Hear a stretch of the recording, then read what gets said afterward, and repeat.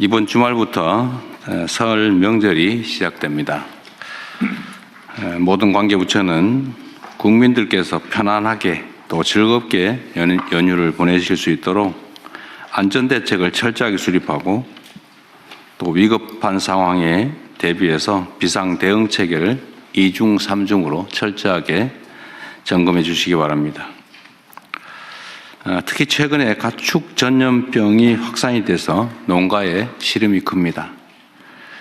민족 대이동 시기인 만큼 방역 상황이 악화되지 않게 가축 방역기관과 해당 지자체의 역량을 최대한 투입해서 집중해 주시기 바랍니다.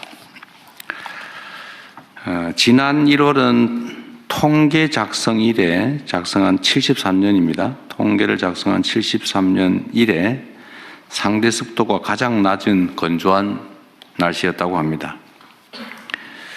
산불 발생 가능성이 훨씬 높고 또 발생하면 진화하기도 어려운 상황입니다.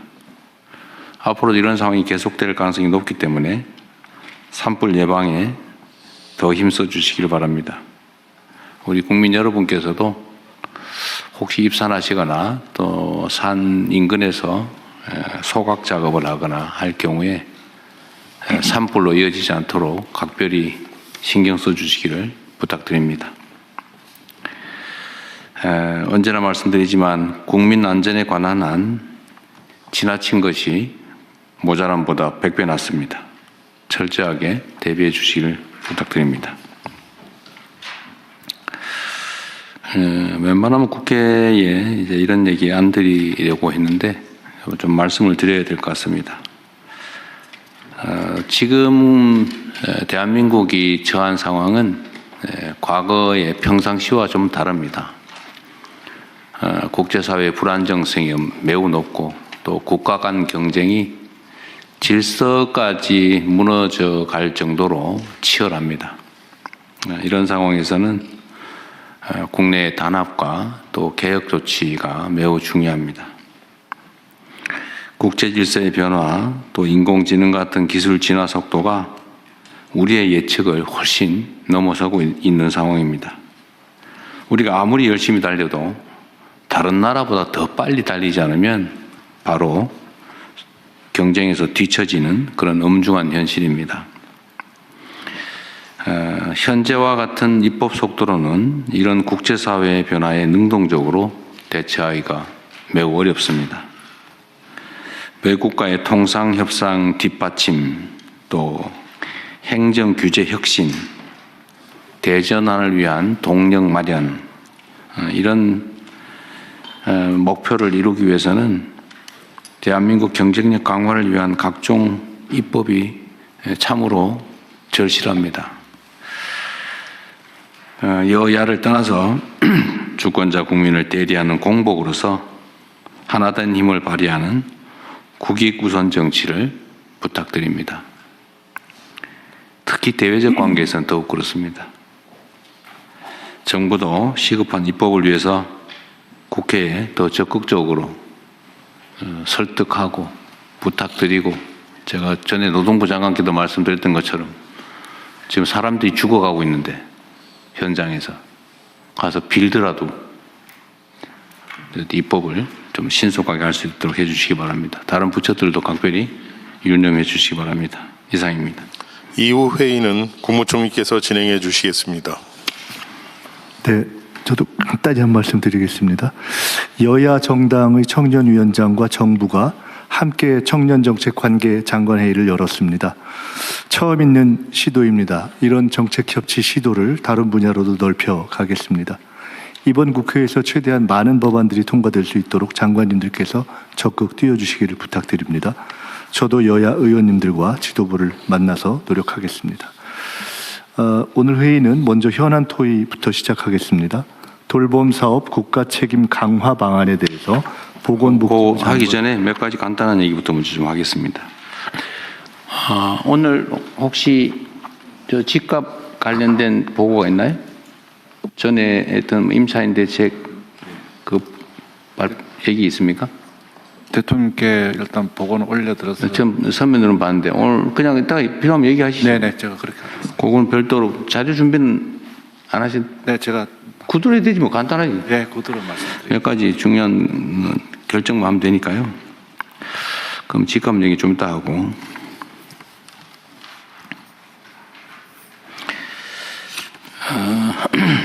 이 민주주의라고 하는 게 말씀드렸던 것처럼 국가 간 경쟁에서 매우 중요한 요소가 된 것 같습니다.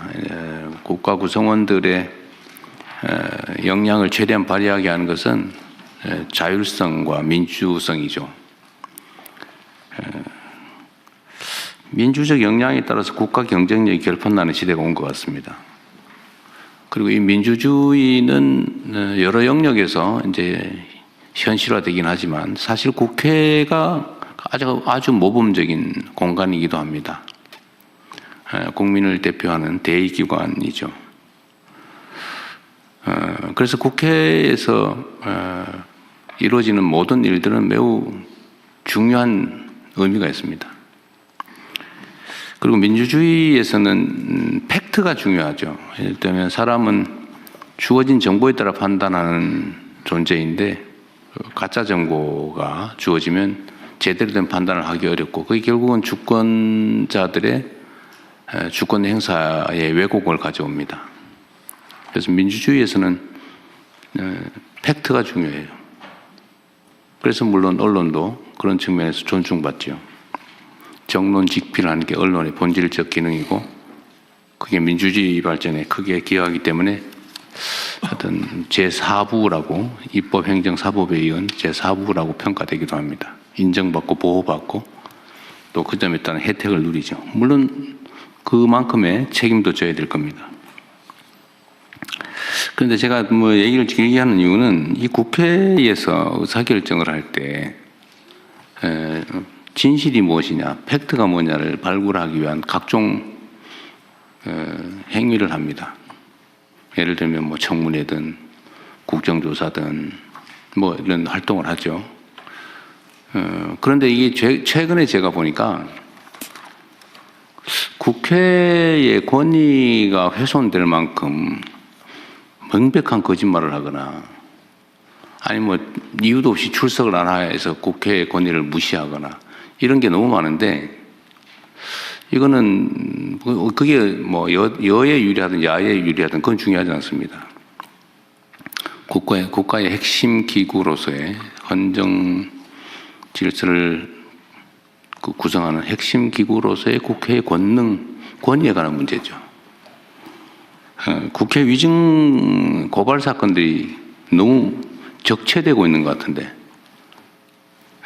이 국회 위증 고발 사건에 대해서는 그게 진실인지 허위인지 정당한지 부당한지를 신속하게 가려줘야 이 국회가 국회로서의 역할을 하는데 도움이 될 것 같아요. 각별히 좀 챙겨봐 주시기 바랍니다.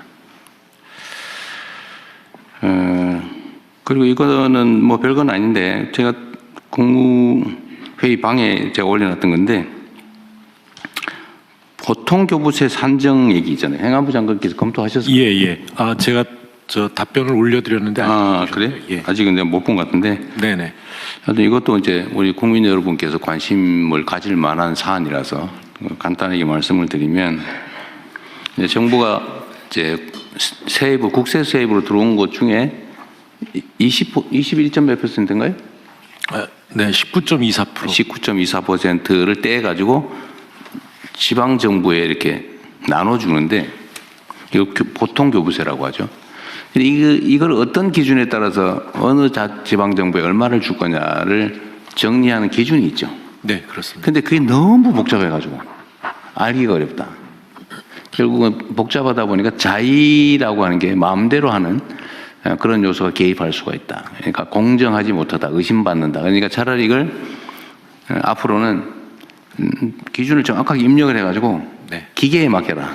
뭐 그런 주장이 있는 거예요. 네네. 뭐 일면 타당성이 있어서 공무원도 그거 계산하려면 머리 아플 거고 뭐 그게 권력이기도 하지만 이걸 자동화하는 게 어떻겠냐 그 말이었어요. 좀 어땠어요 검토 결과는? 예, 제가 검토한 결과 이제 문제 제기한 만큼 그렇게 불투명한 것은 아닙니다만 이제 방식이 좀 그 복잡하다 보니까 그리고 이제 결과만 공개가 되다 보니까 그런 의심을 그렇죠. 과정과 기준이 공개가 안 되고 있죠. 예, 그래서 그 시스템을 개선해서 미리 이 자신이 자기 지방 정부가 어느 정도의 교부세를 받을 수 있는지 미리 산정해 볼 수 있을 정도로 기준을 공개하고 그 엄정하게 계산해 볼 수 그대로. 있고 그렇게 하면 될 것 같아요. 자기한테 온 게 정확하게 계산됐는지도 확인해 볼 수 있게 그렇게 시스템을 개선해 나가. 그렇게 해도 문제 없는 거죠. 예, 그렇습니다. 객관적 기준에 의한 거니까. 객관적 기준으로 해오고 있는데 이제 그러니까 공개가 안 되는 계산 과정이 있다 보니까 그런. 뭐든지 이 공개를 안 하니까 의심을 사는 거죠. 네네, 그렇습니다. 행정은 공개가 원칙이니까 예. 투명하게 공개하시고 가능하면 이제 그 주관적 평가 요소가 그건 없죠. 없습니다. 다 객관적 예. 요소죠. 네. 그러면은 뭐 아예 기준도 공표하고 자동화해도 되겠네요. 네네. 예, 그렇게 하십시오. 예. 이걸 수십 년 동안 이 지적을 했는데도 지금까지 안 고쳐지고 있었던 것 같습니다. 예. 이거 계산하려면 머리 아픈데 그 직원들 그거 하지 말고 딴 거 하라고 그러세요. 계산도 사실 컴퓨터로 하고 있는데요. 하고 있어요. 사스 저 통계 시스템으로 하는데. 그래요? 예. 그래 뭐 안 보여줄 이유가 없죠. 네네. 그 다음에 그 법무부에 이거 보셨는지 혹시 모르겠는데 지금 광역형 비자라고 하는 거를 지방 광역 정부에 주고 있죠. 지금 시범 사업 실시하고 시범 사업으로 뭐 하고 있는 것 같더라고요. 울산이 하고 있는 것 같아요. 예, 그렇습니다. 제가 저번에 울산 타운홀 미팅 갔더니 그런데 제가 그때 들은 얘기로는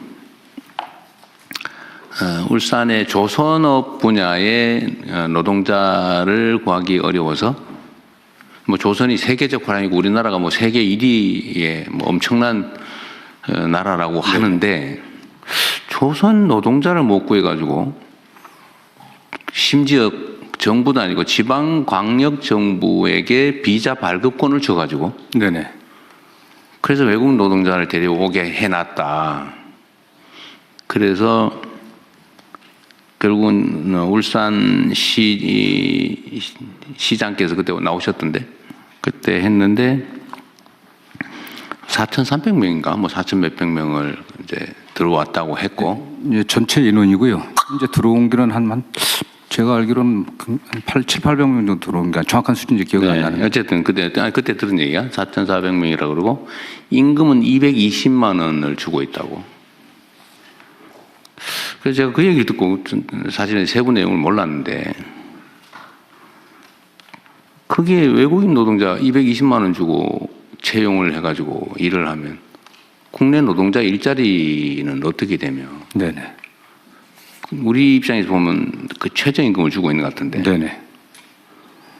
그게 앞으로 조선산업 발전에 도움이 되냐 그 사람들이 계속 숙련공으로 성장해서 중간 기술자로 그 성장을 해야 그 생태계가 유지될 거 아니에요? 네네. 근데 이 사람들 해가지고 뭐 한 1년 일하다 가버리고 또 220만 원 주고 쓰다 가버리고 이게 문제가 있는 것 같다라는 생각이 내가 곁들였는데 나중에 보니까 요 비자로 들어온 게 4,000명이 아니고 허용 인원이 400 몇십 명이었고 그러니까 팁을 그것만 준 거예요. 근데 그 중에 88명인가가 네, 이제 됐다고 그러더라고요. 그런데 제가 드리고 싶은 말씀은 이게 과연 바람직하냐 이게 고용 문제나 이런 거는 국가적 과제인데 예. 특정 지역에 그 비자 발급권을 줘가지고 그 지역에 필요한 노동자들 데려다 써라 이래버리면 국가적 통제 관리가 되겠냐 그 의심이 갑자기 들었어요. 네네. 예. 지금 당장 판단하기 어려우실 수 있는데 요거를 계속 유지할지 시범 사업이니까. 예, 시범 사업입니다. 평가도 얼른 해보고 과연 이게 정말 유지를 할 필요가 있는지 좀 점검해서 다음에 보고를 한번 해주세요. 예, 그렇겠습니다. 여기에 임금 문제하고 지금 들어오는 게 전체 조선 노동자의 과거 20%였는데 지금 30%까지 안에서 지금 외국인 노동자를 채용하고 있거든요. 그래서 조선 산업 분야의 노동자를 30%나 외국인 노동자로 쓰고 있다고. 예, 현재 그렇게 되어 있습니다. 이걸 좀 20%로 좀 낮추는 문제하고 임금이 최초에는 그 GNI의 80% 정도면 되게 한 3,500만 원 정도 내외였는데 줄여갖고 지금 최저임금으로 하다 보니까 지금 대통령님 말씀하신 것처럼 떨어졌고요. 그래서 요게 최저임금이 아니라 지역별 그 생활임금 정도 수준은 돼야 되지 않겠냐라는 논의도 있는데 어쨌든 이게 국내 노동자들의 임금을 낮추는 그런 문제들도 있고요. 어쨌든 이 사람들 최저임금 받아갖고서는 지역경제 활성화에 전혀 도움이 되지는 않습니다. 뭐 골방내서 있다가 그냥 최소한의 생존만 하고 나머지는 다 본국 송금하고. 그런데 다만 과거에 산자부를 통해서 저희가 추천 들어오는 거하고 광역형 비자의 차이는 뭐냐면 광역형 비자는 지자체에서 현지하고 협의해갖고 현지에서 좀 양성을 합니다. 통합교육, 한국어 교육도 좀 시켜갖고 보내오는 거거든요. 네, 어쨌든 이건 면밀히 좀 검토를 해보겠습니다. 그러십시오. 이게 우리 산업부 장관님 어디 계세요? 지금 마스가라는 이 뭐 해가지고 우리가 이제 조선 분야에 전 미국 진출도 어쩔 수 없이 하게 될 수도 있고 그죠? 또 뭐 경제적 요인으로 따지더라도 우리가 조선 분야는 경쟁력이 높기 때문에 계속 성장 발전할 가능성이 높잖아, 그죠? 네. 실제로 경쟁력도 뛰어나다고 하고. 그런데 이제 산업부 장관님, 노동부 장관도 얘기 좀 들어보세요. 이게 우리가 이제 국가 정책으로 특정 산업 분야에 예를 들면 재정도 투자하고 외교력도 집중하고 뭐 어쨌든 막 국가 역량을 총동원해 가지고 키우잖아요. 그 중에 하나가 이제 조선 산업이란 말이에요. 조선 뭐 원자력도 그렇고 뭐 방위 산업도 그렇고 뭐 반도체든 뭐 첨단 기술 AI 다 그렇잖아요. 근데 어쨌든 거기에 뭐 국민들 세금을 투자하거나 어쨌든 국가 영향을 투자해 가지고 이제 성장을 시키는데 그 성장에 따른 결과물을 제가 선거 때도 이런 얘기를 자주 드렸습니다. 우리가 새로운 성장 영역을 발굴해내되 그 새로운 영역에서는 최소한 기회도 공평하게 성과물도 공평하게 좀 가지게 해서 이 양극화를 줄여나가겠다. 그래서 성장 발전과 양극화 완화, 그러니까 공평한 기회라고 하는 것은 사실은 동전의 양면처럼 결합되어 있어야 되거든요. 근데 지금 조선 분야는 하나의 예인데 이런 식으로 이거 외국인 노동자 데려다가 막 최저임금으로 이렇게 국내 일자리 대체하고 그러면 지역 경제도 나빠진다고 막 항의하고 그래서 이 경쟁력을 가져가지고 그러면 이게 우리가 성장의 과실은 상층의 일부가 독식하고 나머지 밑에는 더 어려워지고 이렇게 되잖아요. 이러면 절대 안 되거든요. 예, 맞습니다. 근데 조선업이 하게 된 데는 불과 얼마 전까지만 하더라도 중국과의 이 경쟁 때문에 굉장히 어려운 상황이어가지고, 근데 마침 이제 대통령께서 마스가를 하면서 새로운 돌파를 마련을 했습니다.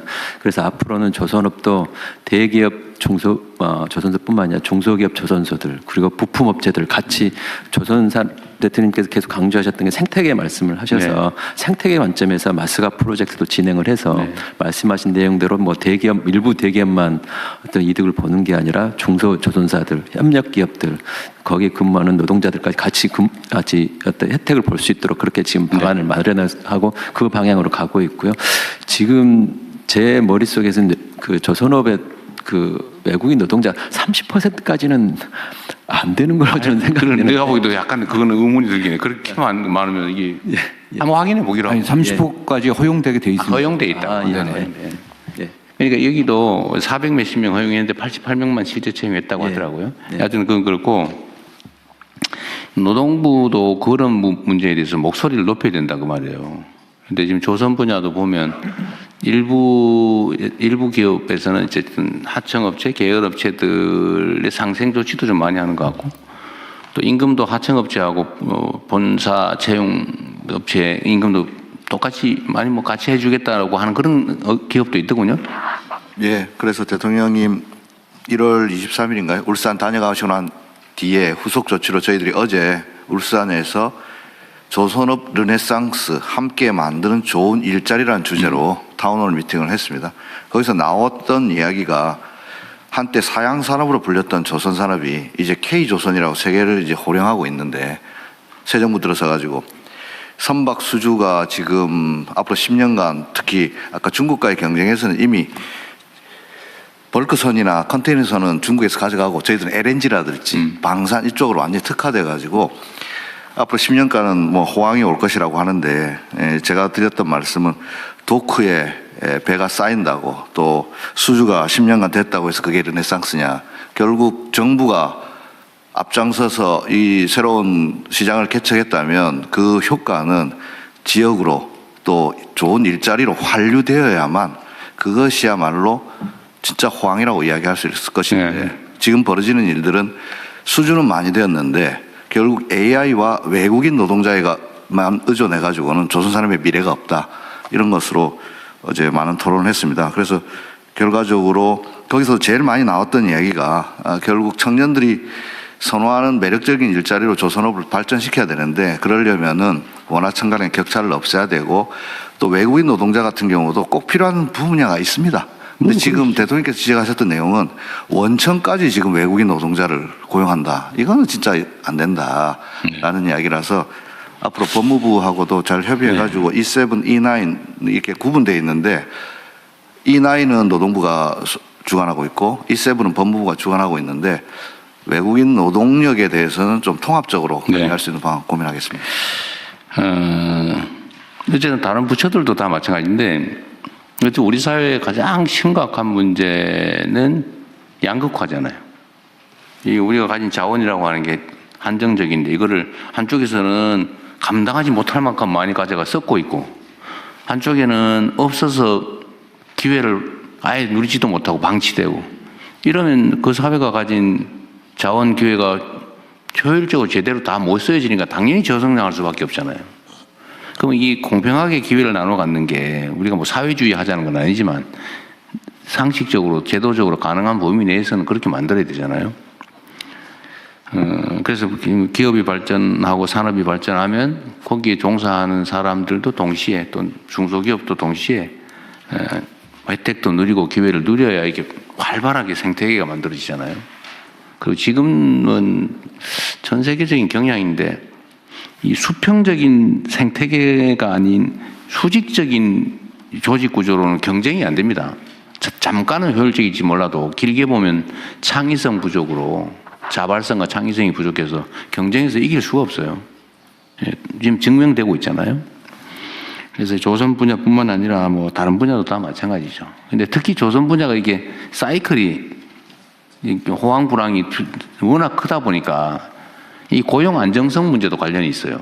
그러니까 이게 한번 고용을 하면 그냥 불안기에도 그냥 끌어안고 있어야 된다고 하니까 아예 안 쓰려고 그러고 다 비정규직하고 하청 주고 하청 업체도 이 불황 때문에 어떡하냐 그래 또 하청 주고 그래가지고 무슨 물량팀인가 뭐 이런 거 있죠. 물량팀. 그러니까 제약 이 불법 있을 때만 제약으로. 도급하는 이게 비정상 구조가 만들어져 있는데 이 노동자들 입장에서도 고용 안정성도 중요한데 전체적인 일자리의 질을 높이려면 사실은 고용 유연성에 대한 일종의 뭐 양보라면 좀 그렇고 거기에 대해서도 좀 뭔가 대안을 만들어내야 됩니다. 이게 지키겠다고 버티지만 사실은 점점 줄어들고 그러니까 아예 신규 고용은 다 그냥 하청 주거나 비정규로 하거나 이래버리잖아요.